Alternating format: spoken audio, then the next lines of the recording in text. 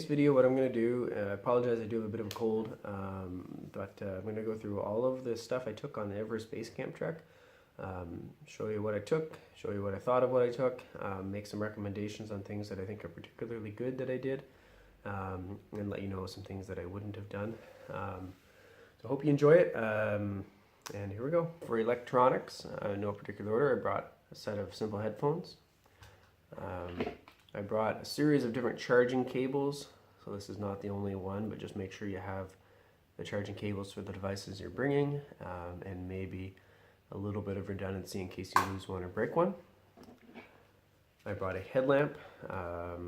This one is a Petzl headlamp that charges by USB. And then I also brought 3 extra AAA batteries for this just in case I needed them. I didn't, but have them. I brought a Kindle e-reader with some books downloaded that I wanted to read beforehand. I brought a power bank. This one worked well by Swiss 10. 20,000 whatever the units are is what I brought, and that worked very well. I brought a travel adapter, so this one works in many different countries. It did work in Nepal as well, and I also like it because it has 2 direct USB ports as well as the ability to plug in into it in the traditional way. And I brought one of these fast chargers for my Samsung mobile phone. Of course, I brought my mobile phone, which is a Samsung S7, and I brought this InReach satellite messenger. I certainly would not recommend buying one for the trip. I had one from some past expeditions, and I brought it and did not need to use it. So one thing I did do is I did bring solar charging capabilities. So I brought the Goal Zero Nomad 7 solar charger, which I've had for a few years. So it's a dual panel charger that folds up. In the back of the charger is a zippered case, so you can store things in here. And what I generally would store in here is the power bank. So this is a Goal Zero Venture 30 power bank. And so what I would do is I would plug this power bank into the solar charger, put the whole unit on the back of my backpack during the day, and it would charge from the sun. And depending on the sun exposure during the day, I could get anywhere from a 50% charge to 100% charge on this, and this holds roughly 8,000 units. So I would say probably for 80% of the days I was in Nepal, this was the only thing I needed to charge my mobile phone and my other devices occasionally. But I did have the larger power bank as a backup just in case. To hold all of my electronics, I had a small Osprey travel bag, which has some padding built into it. And this was nice so I could keep everything together. It's got a little bit of dividing capacity inside. So all of my electronics were either in here or in the solar charger, and that worked out pretty well. Okay, so I took an Osprey backpack, 36 liters. It's called the Stratos, and the pack has also a 2-liter Osprey hydraulics reservoir, which I do recommend. It has a hose that detaches in 2 places, which makes taking out the bladder, refilling it, putting it back in very smooth. So I do recommend that, and I've had really good results with these Osprey products. Next, I had a personal first aid kit. I also was the expedition physician, so we had a complete medical kit for that, but I had my own personal first aid kit. I won't go into the details of what's in this. I think it's important for you to think through what you will need. Consult with whoever you consult with, but important to make sure you have something to look after your own personal first aid. Next we'll do jackets. So I brought this jacket, which is a Mountain Hardwear sort of lighter weight down jacket, which worked very well. I do recommend this. I've used this in Nepal, in Africa, in Alaska, and other places with really good results. Very lightweight, packs up really nice into its own pocket. So that was one jacket I brought. And then I brought a heavyweight jacket. And you can go into the pros and cons and lots of videos of down versus synthetic. Something to think about for sure. Mine is another Mountain Hardwear jacket. It is synthetic. It's called the Belay Man. So on a night or two where it was really cold, and one hike we did to a place called Kalapatar, I did wear this at times. and so that's my other jacket. So these two together, if absolutely necessary, I suppose you could do. You're going to be plenty warm. So that's those. So in my yellow stuff sack, I sort of had rain gear and soft shells in this. I'm not sure why I organized it that way, but I'll show you what I brought. Brought this rain jacket, which is just a really lightweight, fairly cheap Mountain Hardwear rain jacket. Worked fine. Some people brought ponchos, which could be considered for really heavy rain, but we didn't get that. So that jacket, a pair of rain pants, similar weight. I'm not sure if I needed them at all, but I had them, and definitely something you would want to have. A soft shell jacket, again Mountain Hardwear. This I did use quite often, so it's nice on days that aren't too cold or a bit of wind or whatever. This works really well, and I would often have both this down jacket and this soft shell in my day pack, because with the two of these you really have a lot of versatility in terms of temperature regulation, and yeah, so I would recommend this as well. Pair of soft shell pants. So these are a little bit thicker than my normal trekking pants, a little more waterproof, a little more wind resistant. When it was cold, I would combine these with my thermal merino wool bottoms, and that was plenty good for me. Mine are a little bit on the light side, so if you are going to bring a heavier pair of pants, which I do recommend, you might want to get a bit heavier pair than these. So something to think about. Alright, so now I'll go through what I brought in this duffel, which is my tops. So I brought, this is a sort of mid-weight fleece. I brought this Outdoor Research. It's sort of a lightweight top, but it's also a bit waterproof and rainproof, a little bit. This was really nice. I brought two hooded lightweight tops, so one merino wool, one sort of a synthetic. I brought one long sleeve merino wool top. Would recommend doing that. And then I brought two merino wool t-shirts. So there's one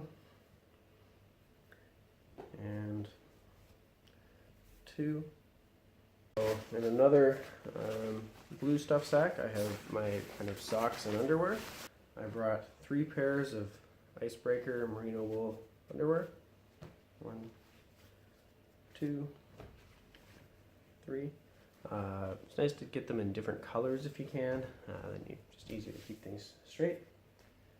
And I brought 4 pairs of socks, so they're all merino wool. And I kind of brought mostly light to mid-weight socks with one heavier pair.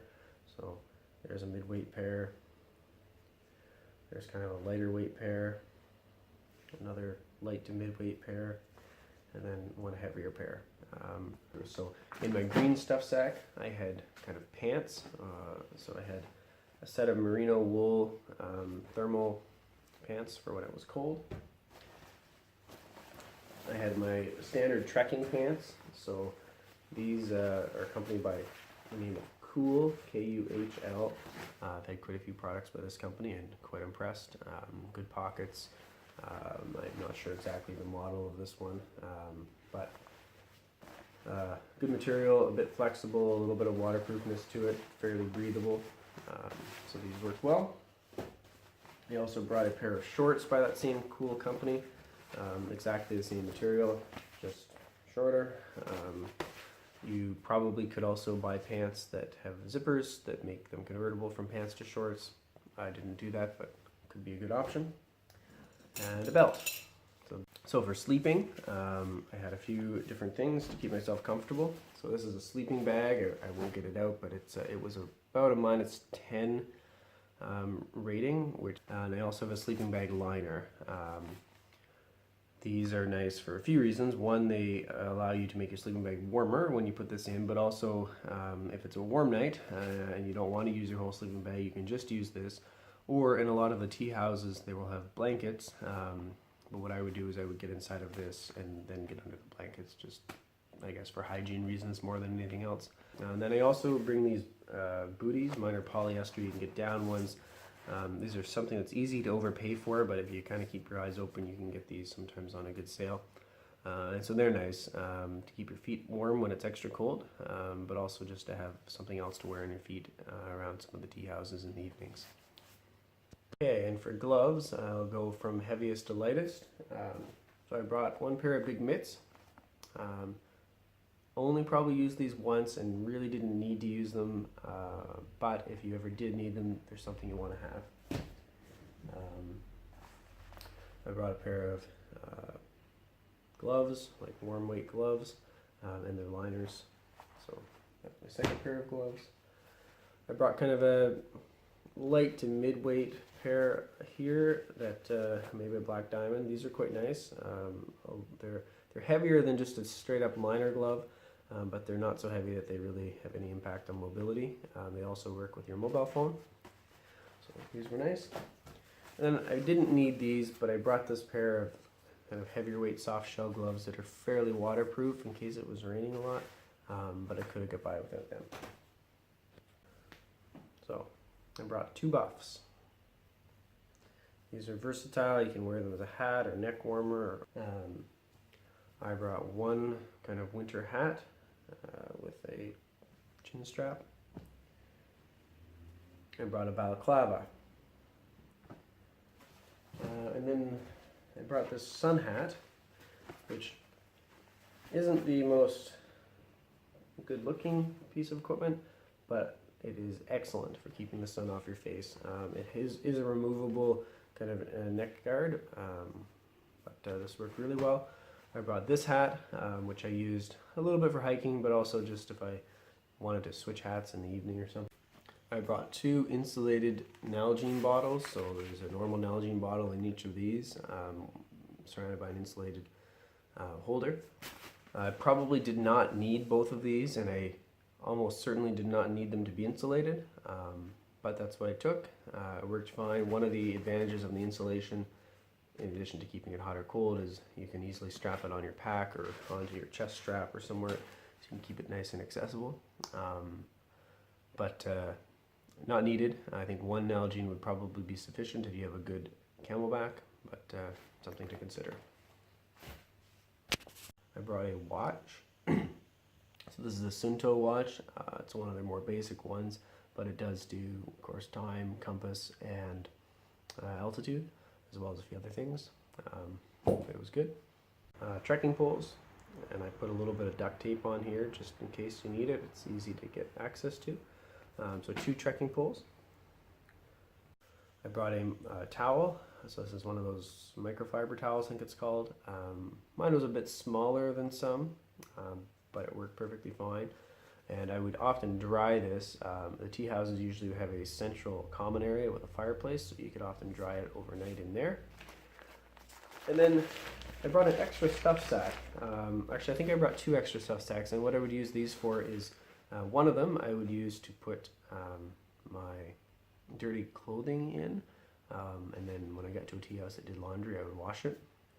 And the other one I used to store an extra pair of sneakers in, and I'll show you those here. So these are my extra sneakers. You can really use anything. It's just nice at the end of the day after you've been hiking to have something else to change into.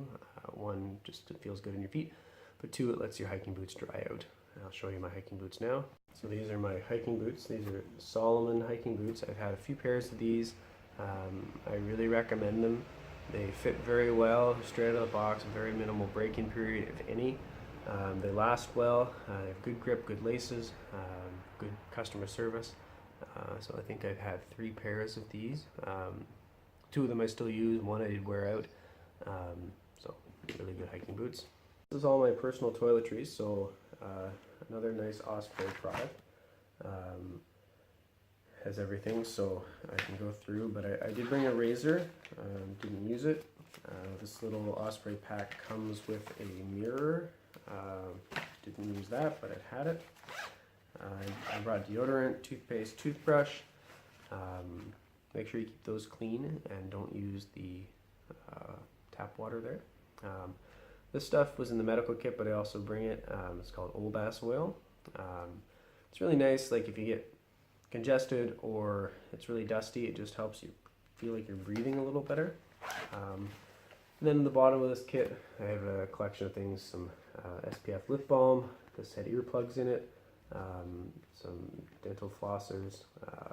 This is a eye drop for allergic eyes, some Q-tips. So this kit was really nice. Nice to have all your toiletries organized somehow. And this was really good. So it would fold up like this. And then when I got to the tea house, I can open it up and it has a hook on the top. So I could just hang it up and be able to see all of my things or take them to the shower with me if I needed to. I brought baby wipes and toilet paper, and I kept the toilet paper in a waterproof bag. Not all of the tea houses, in fact probably most of the tea houses don't have either of those, so definitely important to have. I brought this bag. I won't go into all of the things it has, but it has like repair things for my gear, so if I punctured my sleeping bag or tore a jacket, I had some tape to fix that. I also had a couple other like creams. I had a steroid cream and some polysporin, just a few other odds and ends. I brought some neocitrin or Lemsip in case I got a cold, which I did get afterwards. So just some odds and ends in that one. Things that I forgot earlier were baby powder, which is nice to have, a knife, a Leatherman, and sunglasses. I actually brought 2 pairs of sunglasses. I brought bug spray and sunscreen. I kept it in this just so if either of them broke, it would contain it. Sunscreen is very important. Bug spray, I don't think I used. And then I packed everything in this Marmot 110 liter backpack.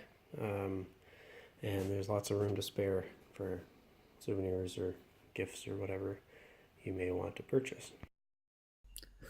Alright, so that's the entire video with all of the gear that I took to Everest Base Camp.